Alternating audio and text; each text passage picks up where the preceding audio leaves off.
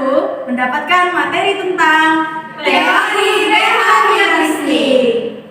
Selamat menyaksikan. Saya Putri Hepta Amanda, NIM A1C222006. Saya Siska Amelia dengan NIM A1C222009.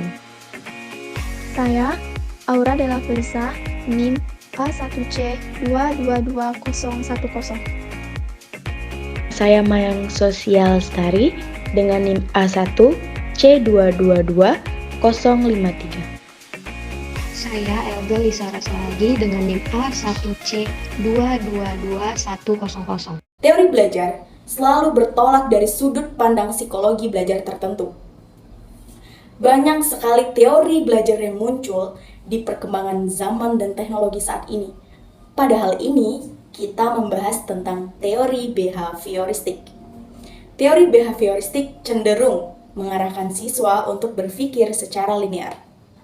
Teori belajar tidak sesederhana teori behavioristik. Menurut pandangan behavioristik, belajar dipahami sebagai proses perubahan tingkah laku yang relatif cenderung lama. Teori ini berkembang melalui eksperimen-eksperimen baik pada manusia maupun pada hewan. Tujuan pembelajaran menurut teori behavioristik pada penambahan perilaku dan pengetahuan. Nah, menurut Ahmadi, teori behavioristik memiliki ciri-ciri tertentu, yaitu aliran ini mempelajari perbuatan manusia bukan dari kesadarannya. Behavioristik adalah ilmu jiwa tanpa jiwa. Gimana tuh? Nanti akan dijelaskan oleh rekan saya. Segala perbuatan dikembalikan kepada refleks, yaitu reaksi yang tidak disadari. Pada waktu dilahirkan, semua orang adalah sama. Menurut behavioristik, pendidikan adalah maha kuasa. Manusia hanya makhluk yang terbentuk dari kebiasaan-kebiasaan, dan pendidikan dapat mempengaruhi refleks keinginan hati. Pengaplikasian belajar teori behavioristik di mana belajar adalah perubahan tingkah laku sebagai akibat dari interaksi antara stimulus dan respon. Aplikasi teori belajar behaviorisme dalam pembelajaran tergantung dari beberapa hal. Dalam halnya seperti ada tujuan pembelajaran, sifat materi pelajaran, karakter, media, serta fasilitas pembelajaran yang telah tersedia. Contoh dari aplikasi teori belajar behaviorisme menurut Pavlov adalah pada awal tatap muka antara seorang guru dan seorang murid. Dalam kegiatan belajar mengajar, seorang guru perlu menunjukkan sikap yang ramah dan memberikan pujian terhadap muridnya, sehingga murid tersebut terkesan dengan sikap yang ditunjukkan oleh para guru. Teori belajar behavioristik juga menekankan terbentuknya perilaku siswa yang terlihat sebagai hasil belajar dan model hubungan stimulus dan respon, dan mendekatkan siswa yang belajar sebagai individu yang pasif. Munculnya perilaku siswa yang kuat apabila diberikan penguatan dan akan menghilang jika dikena hukuman. Penerapan teori behavioristik dalam kegiatan pembelajaran tergantung dari beberapa komponen, seperti tujuan pembelajaran, materi pembelajaran, karakteristik siswa, media, fasilitas pembelajaran, lingkungan, dan penguatan. Lanjutan teori belajar behavioristik lebih cenderung mengarahkan seorang siswa untuk berpikir dan merupakan proses pembentukan, di mana membawa siswa untuk mencapai target yang tertentu, sehingga menjadikan siswa tidak bebas berkreasi serta berimajinasi. Pembelajaran pada teori ini memandang pengetahuan sebagai objektif, sehingga belajar merupakan perolehan pengetahuan. Sedangkan mengajar adalah memindahkan pengetahuan dari guru kepada seorang siswa. Baik, menurut teori ini, antara stimulus dan respon dianggap sangat tidak penting diperhatikan karena tidak dapat diukur. Oleh sebab itu, apa saja yang diberikan oleh guru dan apa saja yang dihasilkan oleh siswa, semuanya harus dapat diamati dan diukur, yang bertujuan untuk melihat terjadinya suatu perubahan tingkah laku. Teori behavioristik dengan model hubungan stimulus-respon mendudukkan orang yang belajar sebagai individu yang pasif. Respon atau perilaku tertentu dengan menggunakan metode drill atau pembiasaan semata. Munculnya perilaku akan semakin kuat bila diberikan reinforcement dan akan menghilang bila dikenai hukuman. Pembelajaran dirancang dan berpijak pada teori behavioristik, di mana memandang bahwa pengetahuan adalah suatu objektif yang pasti, tetap, dan tidak berubah. Pengertian teori behavioristik. teori belajar behavioristik adalah sebuah teori yang mempelajari tingkah laku manusia. Nah, menurut pendapat beberapa para ahli, menurut Desmita, tahun 2009 ayat 44, teori belajar behavioristik merupakan teori belajar memahami tingkah laku manusia yang menggunakan pendekatan objektif, mekanistik, dan materialistik, sehingga perubahan tingkah laku pada diri seseorang dapat dilakukan melalui upaya pengkondisian. Dengan kata lain, mempelajari tingkah laku seseorang seharusnya dilakukan melalui pengujian dan pengamatan atas tingkah laku yang terlihat, bukan dengan mengamati kegiatan bagian-bagian dalam tubuh. Nah, menurut Suparno, tahun 1997, teori belajar behavioristik menjelaskan bahwa belajar sebagai suatu proses perubahan tingkah laku di mana reinforcement dan punishment menjadi stimulus untuk merangsang siswa dalam berperilaku. Pendidik yang masih menggunakan kerangka behavioristik biasanya merencanakan kurikulum dengan menyusun isi pengetahuan menjadi bagian-bagian kecil yang ditandai dengan keterampilan tertentu.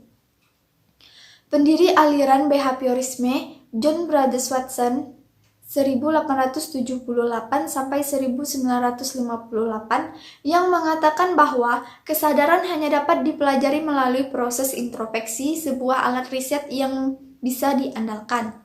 Watson menganggap perhatian psikolog yang paling utama adalah perilaku dan bagaimana perilaku bervariasi berdasarkan pengalaman yang beragam. Ia mengatakan sebaiknya studi kesadaran diserahkan kepada filsuf. Sedangkan menurut Skal 1991, behaviorisme merupakan salah satu pendekatan untuk memahami perilaku individu. Behaviorisme memandang individu hanya dari sisi fenomena jasmaniah dan mengabaikan aspek-aspek mental berdasarkan pendapat tersebut. Behaviorisme tidak mengakui adanya kecerdasan, bakat, minat, dan perasaan individu dalam belajar. Peristiwa belajar hanya melatih refleks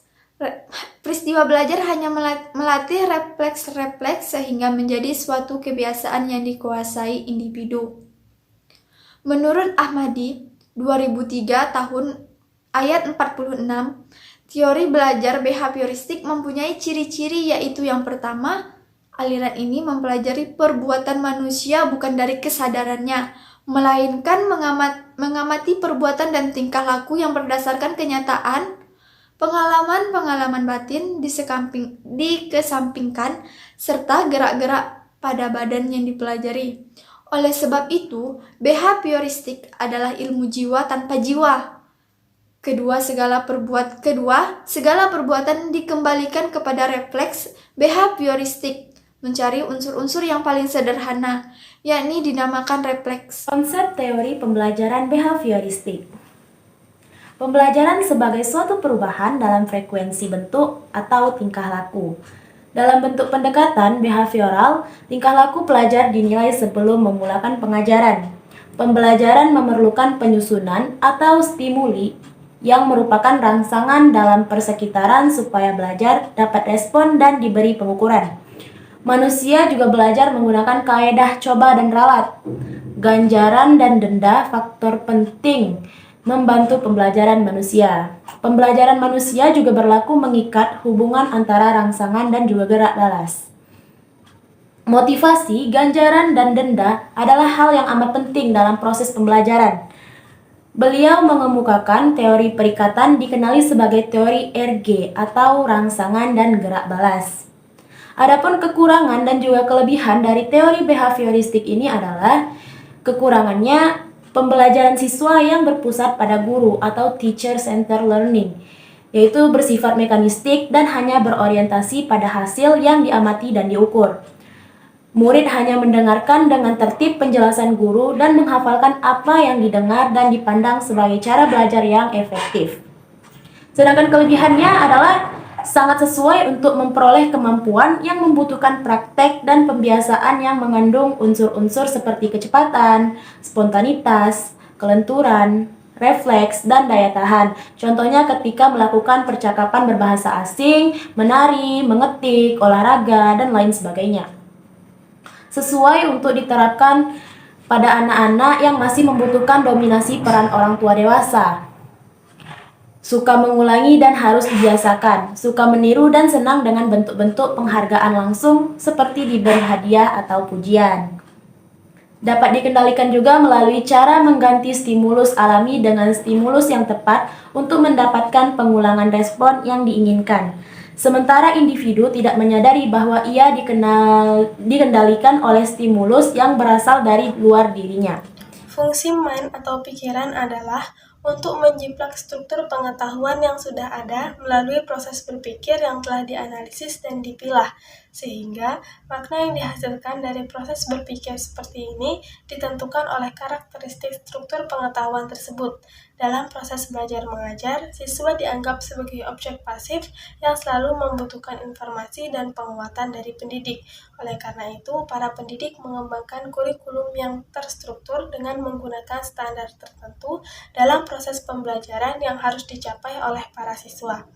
Guru yang menggunakan paradigma behaviorisme akan menyusun bahan pelajaran yang sudah siap sehingga tujuan pembelajaran dikuasai oleh siswa. Bahan pelajaran disusun dari yang sederhana sampai kompleks. Hasil dari pembelajaran dapat diukur dan diamati. Kesalahan yang ada pun dapat diperbaiki. Metode ini sangat cocok untuk memperoleh kemampuan yang membutuhkan praktek dan pembiasaan yang mengandung unsur kecepatan, spontanitas, kelenturan, dan daya tahan. Implikasi dari teori behavioristik dalam proses pembelajaran dirasa kurang memberi ruang gerak dalam mengembangkan kemampuan siswa. Karena sistem pelajaran tersebut bersifat otomatis mekanis dalam menghubungkan stimulus dan respon. Akibatnya, siswa kurang mampu berkembang sesuai dengan potensi yang ada pada diri mereka.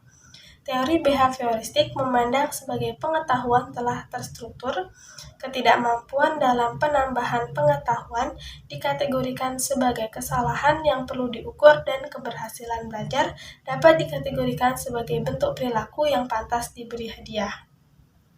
Aplikasi teori behaviorisme memiliki 6 faktor, yaitu yang pertama, sangat mengutamakan pengaruh pada lingkungan, kedua, mengutamakan peran aksi-reaksi dalam proses pembelajaran, ketiga, sangat mengutamakan sebuah hasil dalam proses belajar melalui rangsangan stimulus dan respon, keempat, sangat mengutamakan kemampuan yang telah terbentuk sebelum terjadinya proses belajar.